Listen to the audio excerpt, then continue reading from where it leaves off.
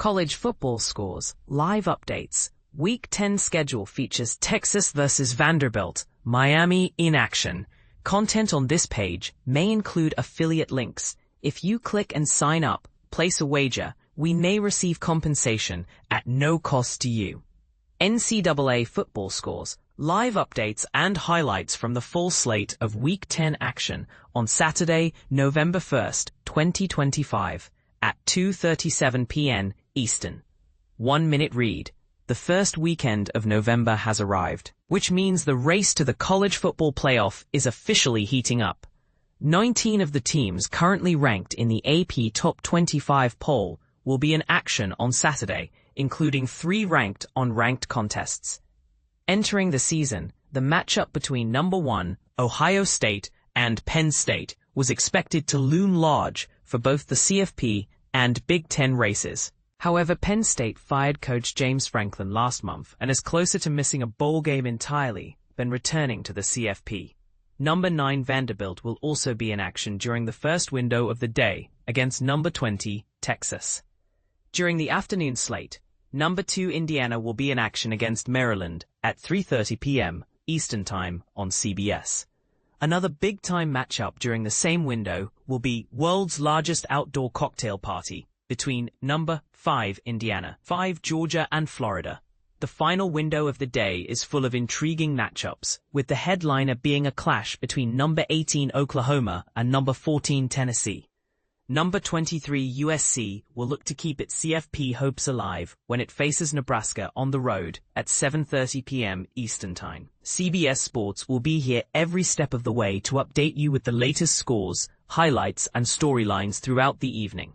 All times Eastern college football scores, schedule, Week 10, Army at Air Force, CBS, live updates, https www.Penn State at number 1 Ohio State, Fox, live updates, https www.sports.com, number 9 Vanderbilt versus number 20 Texas, ABC, Game Tracker, https www.gametracker/live/NCAF 20 Texas, https www.cbssports.com/website www.cbssports.com, Game Tracker Live, NCAF 2021 Miami at SMU, 3:30 p.m. on CBS, Expert Picks Preview, www.cbssports.com/Expert Picks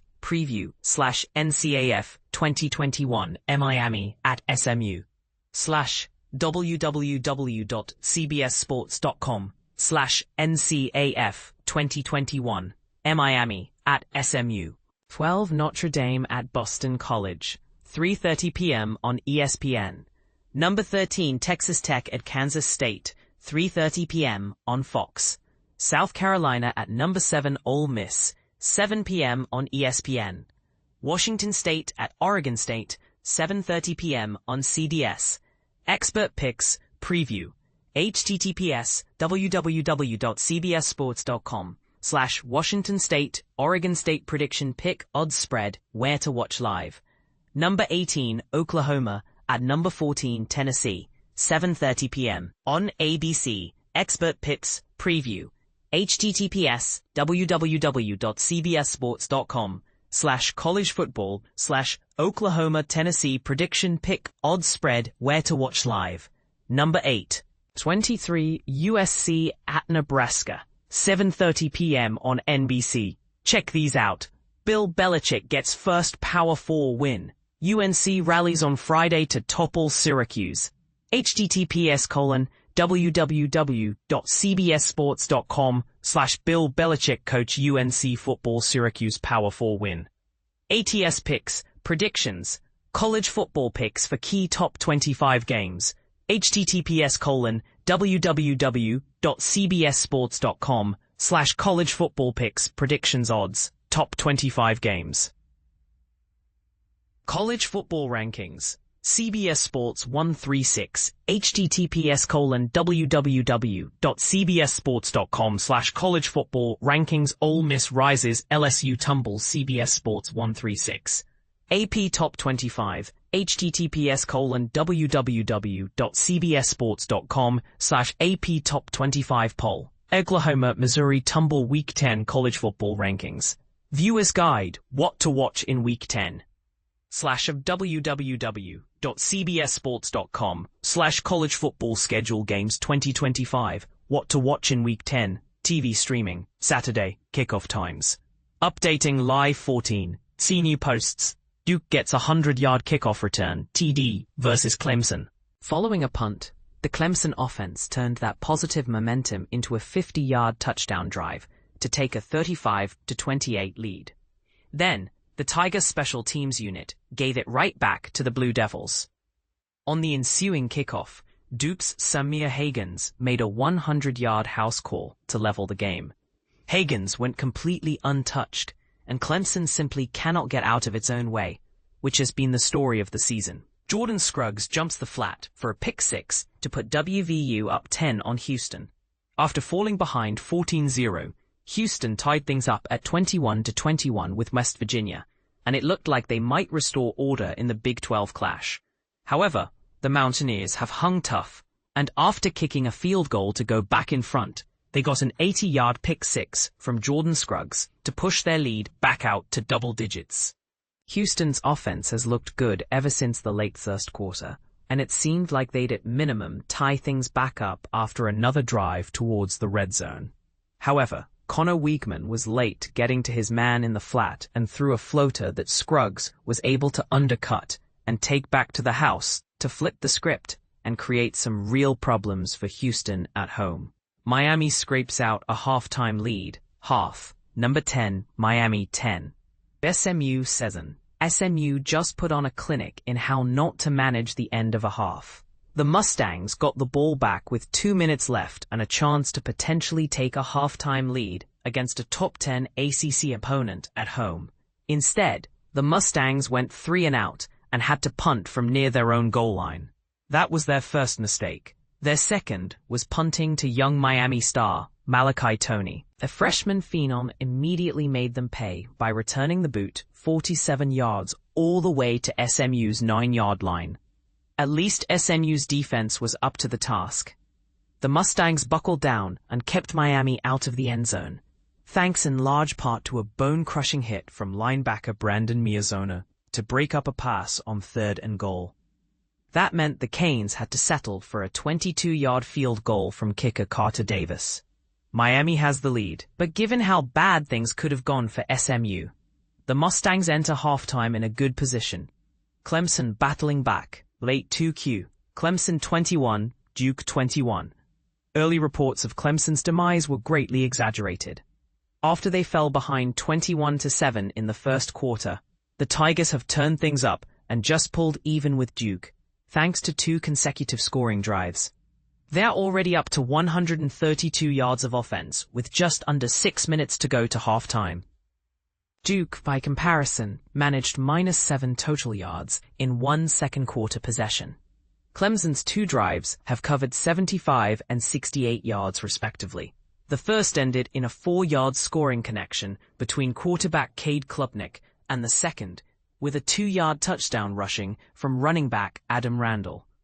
Duke taking it to Clemson end, 1Q, Duke 21. Clemson 7. If Clemson was looking to turn a late-season corner and gain momentum towards a decent bowl game, at the very least, it's looking like it won't happen in Week 10. The Tigers are getting taken to the cleaners inside their own stadium against Duke. Clemson's defense doesn't have any answers for Duke quarterback Darian Mensah, who is already putting together one of the best performances of his career.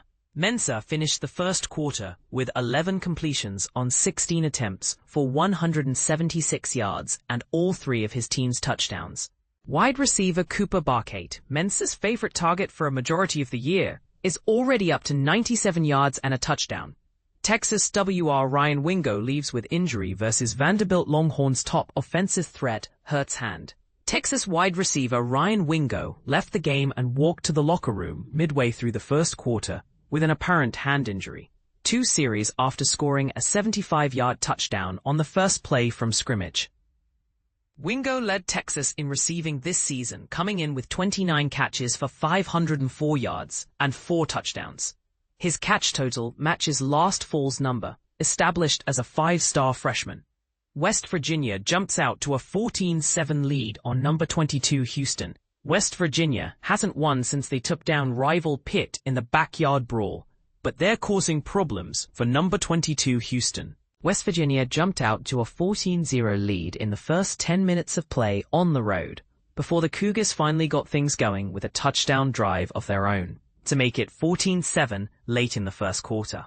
The Mountaineers' offense came to life last week when they turned things over to freshman QB Scotty Fox Jr., and he's got the ears rolling once again in Houston. Fox is 4 for 4 for 44 yards passing, but what he's really done is open up their rushing attack, adding 21 yards and a touchdown on the ground. Cynthia Bowers tacked on a second rushing touchdown, and the West Virginia offense is finding its stride in the ground game early. They've got 120 rushing yards already in the first quarter, led by Diore Hubbard's 64 yards on 10 carries, and Houston is going to have to find an adjustment to slow down the Mountaineers' ground game. The Cougars' last offensive drive was more of what we expected to see against a West Virginia defense that's been gettable. But after spotting them a 2-touchdown lead early, they can't afford to let this continue being a back-and-forth shootout. Texas strikes first early 1Q. Number 20 Texas 7, number 9 Vanderbilt 0. Texas' struggling offense needed a quick start, especially to get quarterback Arch Manning, who cleared concussion protocol just in time for Saturday afternoon, some momentum in a crucial SEC clash. The Longhorns answered the bell with an explosive touchdown on their first offensive play from scrimmage. Manning tossed a quick screen pass out to Ryan Wingo, who got around the initial defender and then used his speed to race past Vanderbilt's secondary for a 75-yard scoring catch and run. That's the type of explosive pass play that Texas has been missing all season long. Sometimes getting your best athletes out into space works very well. The six-pack: picks for USC versus Nebraska, Texas versus Vanderbilt, and Tom Fornelli's lock for Week 10. This column cannot get over the hump. In the early part of the season, the six-pack was getting killed in its games of the week and lock of the week, but crushing the other bets. Then came the 0-6 week, and ever since, we've been doing well in the games of the week and lock of the week, and struggling everywhere else. I'm sick and tired of putting 3-3 in the results table at the bottom of this column every week when I'm writing it. We're fighting for our lives out here. And by lies, I mean we're fighting to keep from getting angry emails and direct messages on social media. Trust me, I have seen all your criticism, and I'm working hard to ensure that you can win money without doing any of the work yourself. That's the Tom Fornelli promise. The six-pack: picks for USC versus Nebraska, Texas versus Vanderbilt, and Tom Fornelli's lock for Week 10.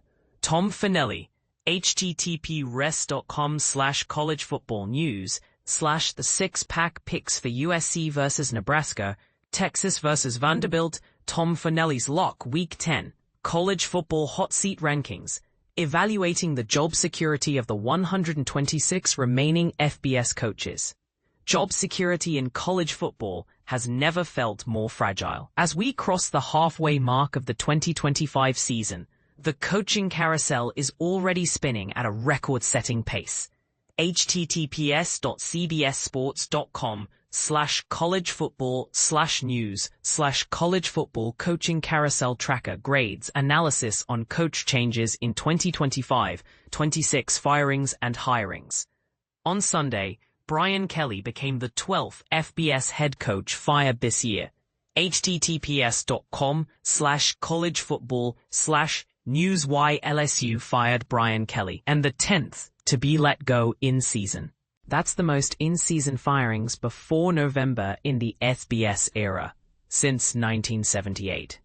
Among those dismissed, 8 were Power Conference head coaches, doubling last year's total of 4 and nearing the 2022 high of 9. The pressure is relentless. Administrative decisions are increasingly shaped by the emotional pulse of boosters and fans, whose influence can swing a coach's fate with the outcome of a single game. The volatility is real and growing. And the dangers of going all in and having that backfire is what cost Kelly and Penn State's James Franklin their jobs.